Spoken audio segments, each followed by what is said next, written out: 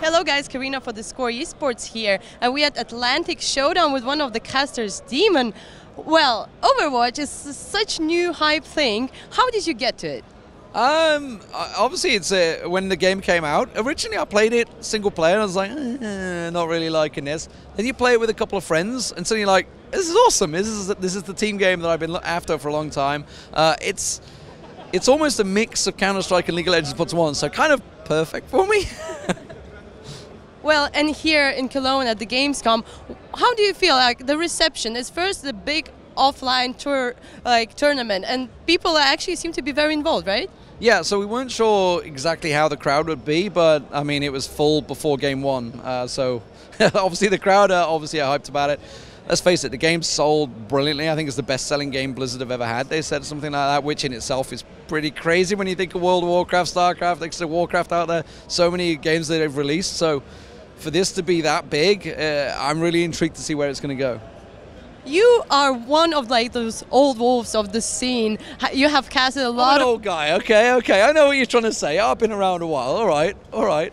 Yeah, so you've been around a while, and a lot of people are jumping into Overwatch right now from different other titles. So maybe you have this feeling where the biggest flow is coming from, and do they have some particular features to them? I mean, it's been no secret that Overwatch is planned to be big. I think there's been a lot of ceiling in the background. Obviously, it's a Blizzard game in the first place. Blizzard do support their games in a big way, so that in itself was big. The fact is, it is a good game. It's a fun game. It's got, especially for me, from a caster point of view, it's got the extended fights, which suit my casting style better. It's, you know, obviously like League of Legends was, you have those big extended 5v5 fights in League of Legends, and obviously long bursting fights. You have the exact same thing in Overwatch, which suits my style of play, my style of casting. So that's what kind of drew me to it. I wasn't really sure when we originally did it of how the casting style would be. Obviously, it's a new thing. You never know how the casting is going to be, but I think we've settled on a pretty good level. We see right now huge organizations jumping in. Yeah. Fnatic, Envious. What do you see? What kind of perspective you see for Overwatch? Is it going to get as huge as League of Legends, maybe? It's entirely possible. Obviously, we've all heard the fact that it's now took over League of Legends for the first time in 4 years or something like that in Korea, which in itself is massive because obviously League of Legends has been this gigantic game for the last 4 years plus. So it's certainly got possibilities. Talking about Envious, I mean, Envious, Cloud9, they all backed it in the beta. They were very early in there. So now you got Fnatic, Dignitas stepping in recently. All the big organizations are there. They're all thereabouts. They've already got their teams set up effectively. So I mean, when the teams support it, they know that there's something going, because teams generally know more than we do. And for talking about here, Atlantic Showdown in Cologne, are you rooting for EU teams because we saw Misfits succumbing to Fnatic, or do you have your own favorite? I mean, as a caster, you can never have a favorite. I mean, you could argue Envious are a European team anyway, despite the fact they qualified through Americas. They're based in America, but they're 5 European guys. They're the best team in the world right now.